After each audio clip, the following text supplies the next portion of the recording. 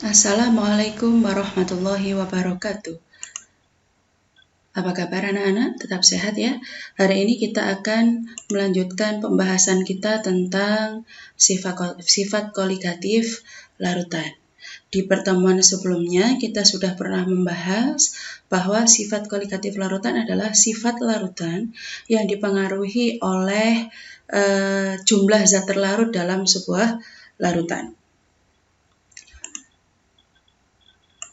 Nah, sifat koligatif larutan itu dibagi menjadi dua macam.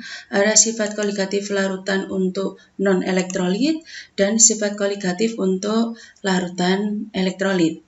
Di kelas 10 kalian sudah mengenal materi tentang larutan elektrolit dan non-elektrolit.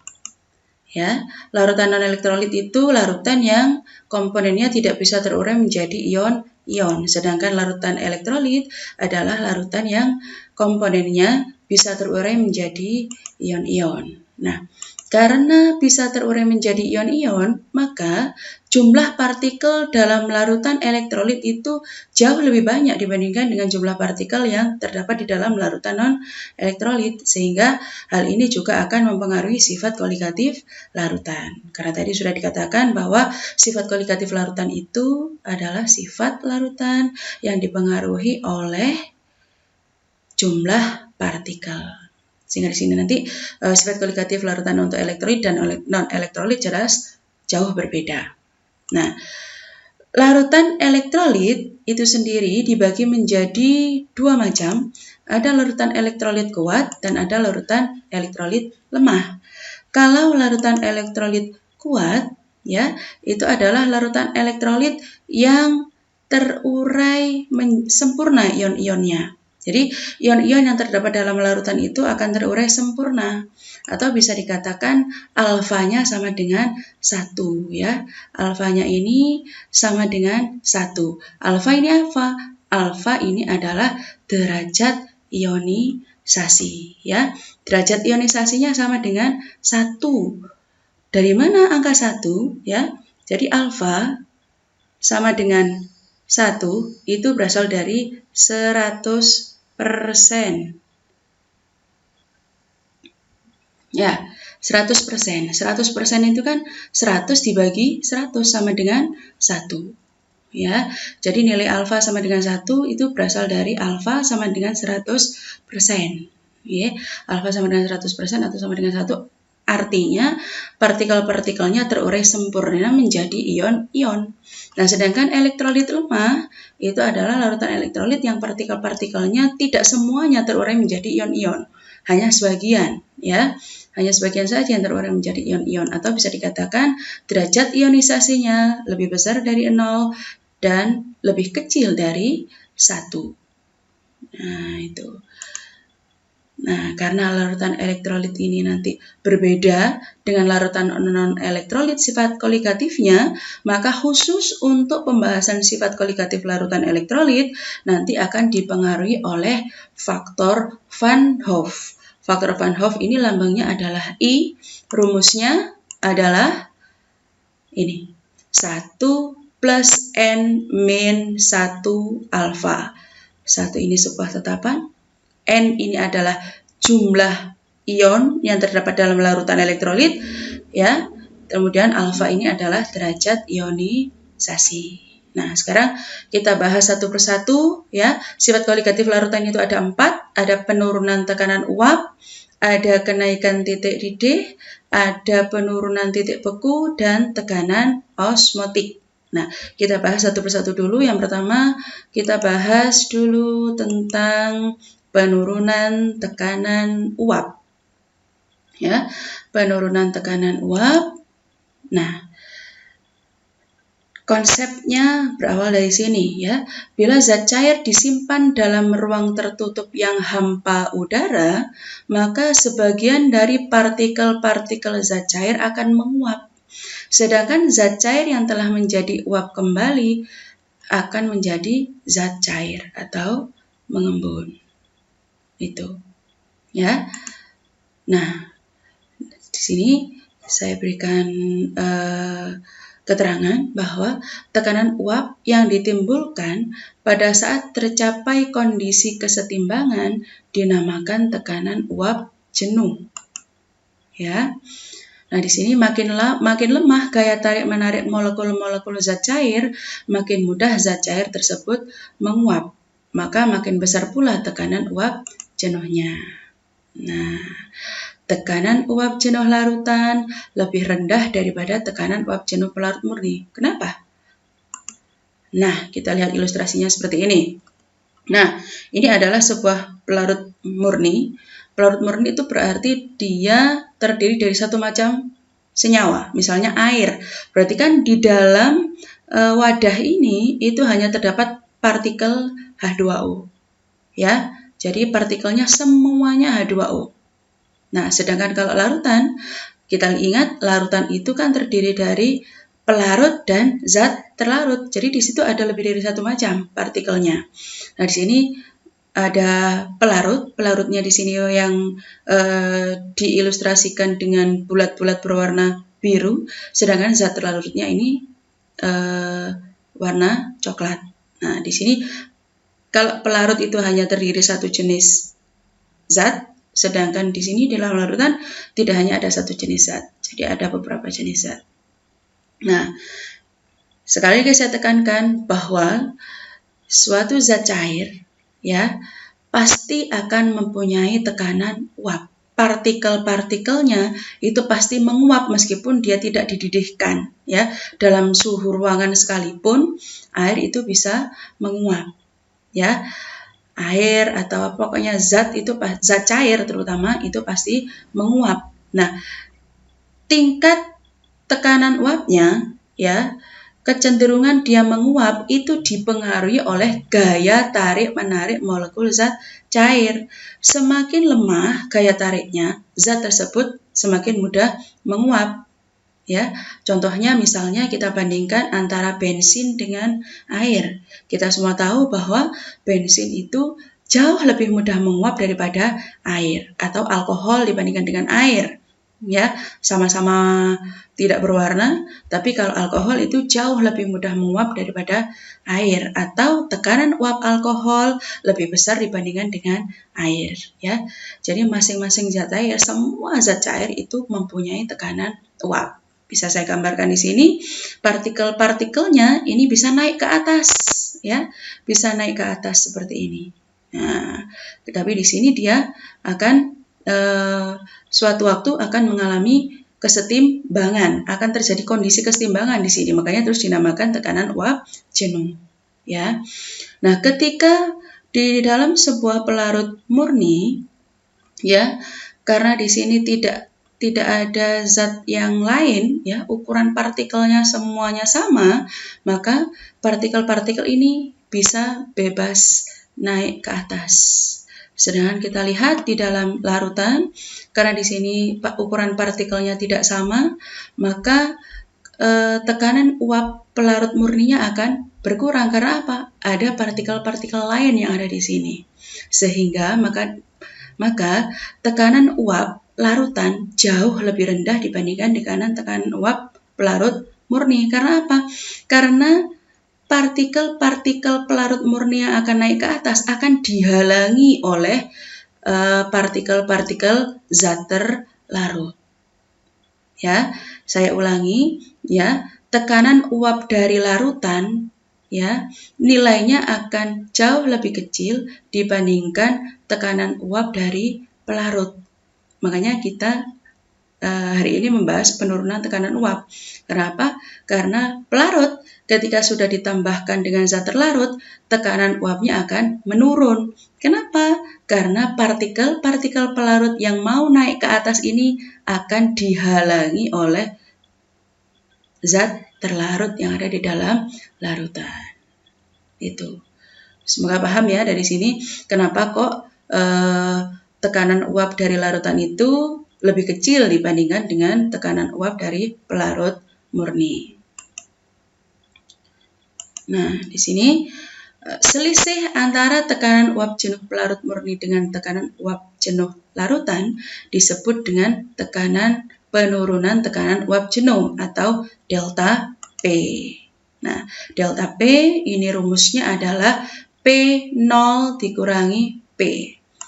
P0 itu adalah tekanan uap jenuh pelarut murni, ya. Sedangkan P adalah tekanan uap jenuh larutan. Nah, ada seorang ilmuwan, ya, Francois Ryle, ya, mengemukakan sebuah hukum, ada hukum Ryle, ya. Dia mengatakan bahwa tekanan uap jenuh larutan itu sebanding dengan fraksi mol pelarut dan tekanan uap jenuh pelarut murni. Di pembahasan kemarin kita sudah belajar apa itu fraksi mol kan ya? Fraksi mol. Ya. Sedangkan penurunan tekanan uap jenuh itu sebanding dengan fraksi mol zat terlarut dan tekanan uap jenuh pelarut murni. Nah, ini keterangannya. Jadi delta P itu adalah penurunan tekanan uap jenuh. P-nya ini adalah tekanan uap jenuh larutan. P0 ini tekanan uap jenuh pelarut murni. XT ini adalah fraksi mol zat terlarut, sedangkan XP fraksi mol pelarut.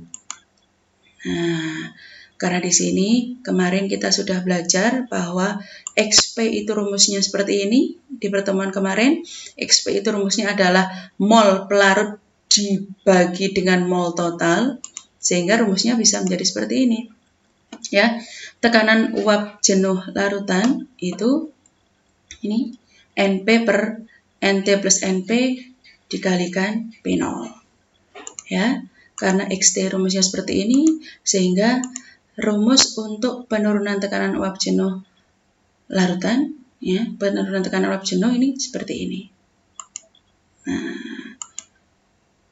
Nah, untuk larutan elektrolit, ya, sekali lagi saya ingatkan, untuk larutan elektrolit, sifat koligatifnya itu dikalikan faktor Van Hoff, dipengaruhi oleh faktor Van Hoff. Maka nanti rumusnya, ya, rumus untuk larutan non-elektrolit dikalikan dengan faktor Van Hoff. Nah, kalau tadi untuk larutan non-elektrolit rumusnya P sama dengan XP dikalikan P0.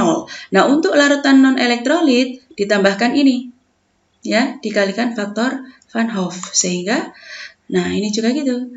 Delta P kan tadi rumusnya P0 kalikan XT untuk larutan non-elektrolit. Nah, untuk larutan elektrolit ditambahkan faktor Van Hoff, sehingga karena faktor Van Hoff rumusnya tadi seperti ini, maka bisa kita simpulkan, kita buat rumus baru seperti ini. Nah, ini untuk yang delta P. Nah, cuman untuk tekanan uap, ya, jarang ditemui soal-soal untuk larutan elektrolit, ya. Larutan elektrolit itu soal-soalnya sebagian besar hanya untuk kenaikan titik didih, penurunan titik beku, dan tekanan osmosis atau tekanan osmotik. Jadi jarang sekali soal-soal yang membahas penurunan tekanan uap pada larutan elektrolit. Nah, soal-soalnya seperti apa untuk larutan non-elektrolit penurunan tekanan uap? Kita lihat di sini. Nah, misalnya saya punya soal seperti ini, ya. Berapa milimeter Hg tekanan uap larutan sukrosa 2 molal pada suhu 20 derajat Celcius jika diketahui tekanan uap air murni pada suhu tersebut adalah 17,40 mm Hg dan massa molekul relatif air adalah 18. Kalau kita punya soal seperti ini, maka langkah pertama kita sebagai orang IPA ketika menjawab soal pasti seperti ini, ya. Diketahui molalitas larutan adalah 2, ya, P0 atau tekanan uap jenuh pelarut murni itu 17,4, MR-nya 18. Yang ditanyakan apa tadi? Yang ditanyakan adalah berapa tekanan uap larutan. Berarti yang ditanyakan adalah P. Nah, karena di sini tidak ada keterangan, ya, volumenya berapa, masanya berapa, maka dianggap saja larutan itu masanya 1 kilo atau volumenya 1 liter. Ya, masanya 1 kilo, volumenya 1 liter. Sehingga di sini kita bahas di sini, ya. Molalitas itu kan rumusnya gram zat terlarut dibagi MR, ya, dikalikan 1 per P. 1 ini konstanta, ya. P ini adalah kilogram pelarut, ya. Molelitasnya di berapa? 2 gram. Gramnya kita cari. 342 itu adalah mR-nya sukrosa, ya. 1 itu sudah konstanta, ya. Sementara kilogram pelarutnya tadi berapa? 1 kilo. Kita masukkan di sini 1. Sehingga gram zat terlarutnya 342 kali 2 ketemu 684 gram. Ya, langsung saja kita masukkan ke dalam rumus P sama dengan P0 dikalikan XP. P0, XP-nya kita ganti seperti ini, ya. P0-nya tadi 17,4 di sini kelihatan, ya. Kemudian NP. Nah, NP. NP-nya berarti kan mol pelarut. Mol pelarut itu kan berarti gram pelarut dibagi mR, ya. Gram pelarutnya tadi berapa? 1 kilo. 1 kilo itu berapa gram? 1000. Ya, 1000 gram dibagi 18. Ini NP, ini juga NP. Nah, terus NT. NT kan tadi gram zat terlarutnya ketemu 684 dibagi mR-nya. mR-nya tadi 342. Masukkan ke sini. Sehingga dihitung ketemu ternyata P-nya 16,88 mm Hg, ya, mm Hg. Nah, itu tentang tekanan uap, ya. Sekarang kita belajar sifat koligatif yang kedua, yaitu kenaikan titik didih atau delta TB, ya. Nah, ini kenaikan titik didih ini masih ada hubungannya dengan tekanan uap, karena sebenarnya konsep mendidih itu adalah sebuah keadaan di mana tekanan uap suatu zat cair itu sama dengan tekanan uap udara luar. Sehingga bisa dikatakan bahwa titik didih suatu zat cair adalah suhu di mana pada saat tekanan uap zat cair tersebut sama dengan tekanan atmosfer di sekitarnya, atau suhu di mana saat tekanan uap zat cair itu sama dengan tekanan uap udara di sekitarnya. Nah, kalau kita mengenal titik didihnya air itu berapa? 100 derajat Celcius. Berarti pada saat suhu 100 derajat Celcius, ya, tekanan uap di dalam sebuah bejana yang berisi air itu sama dengan tekanan uap udara yang ada di sekitarnya. Ya, itu. Nah, seperti ini. Ini saya ilustrasikan kenapa kok judulnya itu kenaikan titik didih, ya. Di sini ini adalah pelarut murni, ini adalah larutan. Jadi ini air murni, katakanlah misalnya titik didihnya kalau kita panaskan 100 derajat Celcius. Sedangkan ini air yang sudah diberikan campuran, misalnya gula. Ya, air sudah diberi zat terlarut berupa gula, ternyata titik didihnya naik menjadi 110. Nah, nih, jadi pelarut murni jika dibandingkan dengan larutan, ya, titik didih larutan lebih tinggi daripada titik didih pelarut murni. Nah, selisih titik didih pelarut murni dengan titik didih larutan disebut dengan kenaikan titik didih. Nah, sebelum saya ke sini, ke dalam rumus, sudah paham ya ini ya, kenapa kok titik didih pelarut murni itu kalau dibandingkan dengan larutan lebih tinggi titik didih larutan. Ya. Delta TB, ya, rumus untuk kenaikan titik didih sama dengan KB dikalikan M. Ya, KB ini adalah konstanta titik didih untuk air murni. M ini adalah molalitas. Di pertemuan sebelumnya kita sudah belajar bahwa M rumusnya adalah gram per mR 1000 per gram pelarut atau gram per mR kali 1 per kilogram pelarut, ya. Sehingga kalau ada rumus molalitas seperti ini, maka rumus delta TB bisa kita ubah menjadi seperti ini. Delta TB sama dengan KB kali ini, ya. Nah, untuk larutan elektrolit, saya ingatkan kembali, kalau ini adalah rumus untuk larutan non-elektrolit, kalau ini adalah rumus untuk larutan elektrolit. Ya, titik didih untuk larutan elektrolit. Ini kenaikan titik didih untuk non-elektrolit, kalau yang ini kenaikan titik didih untuk elektrolit. Ya, rumusnya hampir sama, cuman untuk yang elektrolit dikalikan faktor Van Hoff. Ya, faktor Van Hoff seperti ini rumusnya, sehingga rumus delta TB-nya untuk larutan elektrolit bisa kita ubah seperti ini.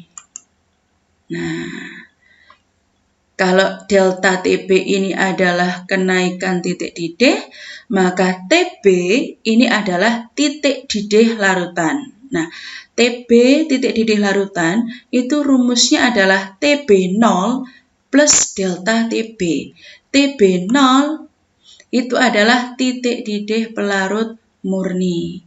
Nah, kalau misalnya air, titik didihnya adalah 100 derajat Celcius. Maka untuk kalau suatu larutan yang pelarutnya itu terdiri dari air, maka TB sama dengan 100 plus delta TB-nya tadi ketemu berapa. Langsung dihitung. Tuh. Nah, kita sekarang belajar tentang soalnya. Ya, bagaimana cara menghitung titik didih atau kenaikan titik didih sebuah larutan. Misalnya ini, soal yang pertama.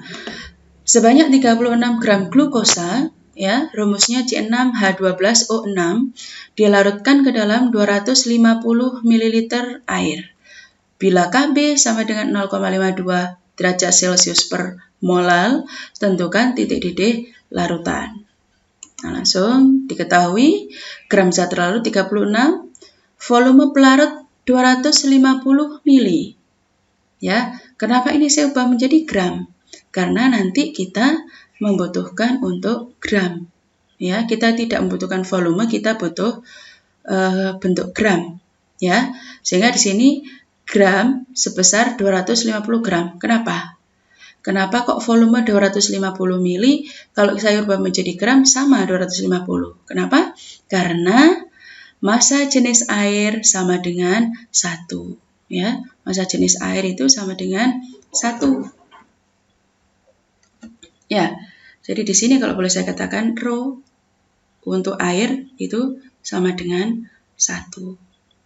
Ya, kita kan punya rumus ya, kalau M itu sama dengan rho kali V. Ya, rho air itu sama dengan 1, ya, sehingga di sini bisa dikatakan untuk mencari massa itu adalah rho kali V. Jadi massa jenis dikalikan volume. Ya, oke. Nih, Kb air sama dengan 0,52 mR glukosa 6 kali 12, C-nya 6. Ya, C-nya sebanyak 6, 12 itu airnya C. Kemudian hidrogennya ada 12, airnya hidrogen adalah 1, oksigennya 6, airnya oksigen adalah 16. Jadi kalau dijumlah sebanyak 180. Nah, ditanyakan titik didih larutan. Nah, nih. Delta TB sama dengan seperti ini. Kita masukkan langsung ke rumus Kb, gramnya 36, mR 180, ininya 10, tetap kita masukkan. Gram pelarutnya 250, sehingga delta TB sama dengan 0,416.